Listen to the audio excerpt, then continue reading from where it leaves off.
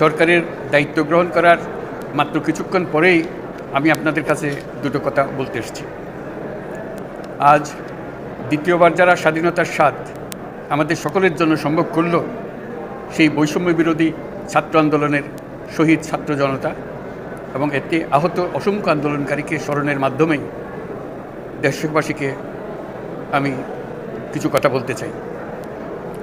তাদের দুঃসাহসিক আত্মত্যাগ, সাহস ও সারা দেশকে ঐক্যবদ্ধ করার বিনিময়ে ছাড়া এই স্বাধীনতা অর্জন কখনোই সম্ভব হতো না।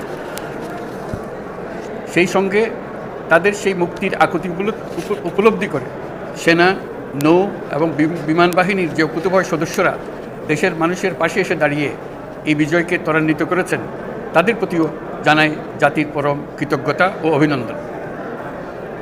ছাত্র জনতার অভ্যুত্থানে আমাদের দ্বিতীয় স্বাধীনতা অর্জন উৎসবের মুহূর্তে এই স্বাধীনতাকে নস্যাৎ করার জন্য ষড়যন্ত্রকারীরা দেশে একটা অরাজকতার ও ভীতির পরিবেশ সৃষ্টি করেছে।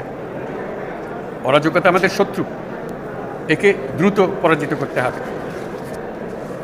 এই মুহূর্তে সরকারের প্রথম কর্তব্য হিসেবে আমরা এই ষড়যন্ত্রকারীদের কঠিন হাতে দমন করব। স্বাধীনতার মুক্ত বাতাস যেন প্রত্যেকে বুক ভরে নিতে পারে, এই নিশ্চয়তা দানেই আমাদের সরকারের প্রথম পরিস্থিতি। এই ব্যাপারে দেশবাসীর সহযোগিতা কামনা করছি।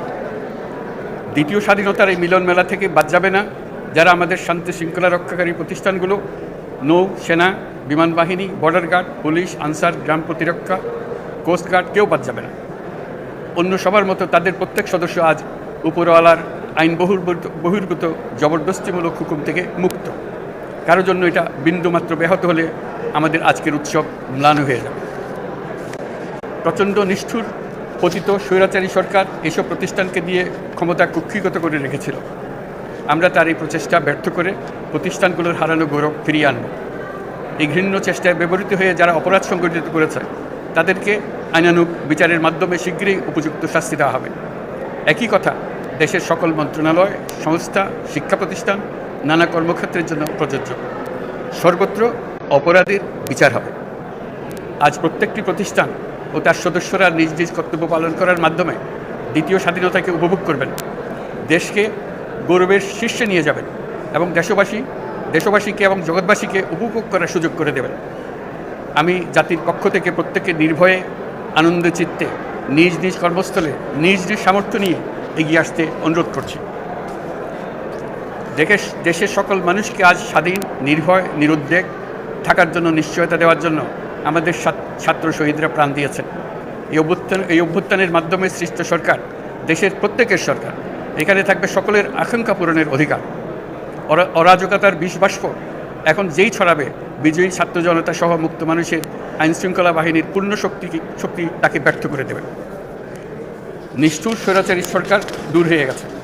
কাল সূর্য উদয়ের সঙ্গে সঙ্গে গণতন্ত্রের, সুবিচারের, মানবাধিকারের নির্ভয়ে মত প্রকাশের পূর্ণ স্বাধীনতার জন্য সকলের স্বাচ্ছন্দ্যে জীবনধারণের সুযোগ প্রদানের সচেষ্ট সরকারের ঘনিষ্ঠ সান্নিধ্য ও সহমর্মী পরশ দলমত নির্বিশেষে সবাই উপভোগ করবে। এটাই আমাদের লক্ষ্য। আমাদেরকে এই লক্ষ্য পূরণে সাহায্য করুন। সারা বিশ্ব আজ অবাক হয়ে বলছে, সাবাস বাংলাদেশ, সাবাস বাংলাদেশের ছাত্র জনতা। আমরা এই অর্জনটাকে আর অনেক দূর নিয়ে যেতে চাই।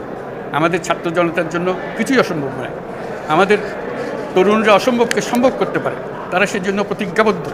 যদি আমরা ঐক্যবদ্ধ থাকি, ধ্বংসাত্মক কর্মকাণ্ড থেকে দূরে থাকি, সবার জন্য মুক্ত পরিবেশ সৃষ্টি করতে পারি, আমাদের বিজয় অবশ্যই হবে। আল্লাহ, মহান আল্লাহ আমাদের সহায় হবে।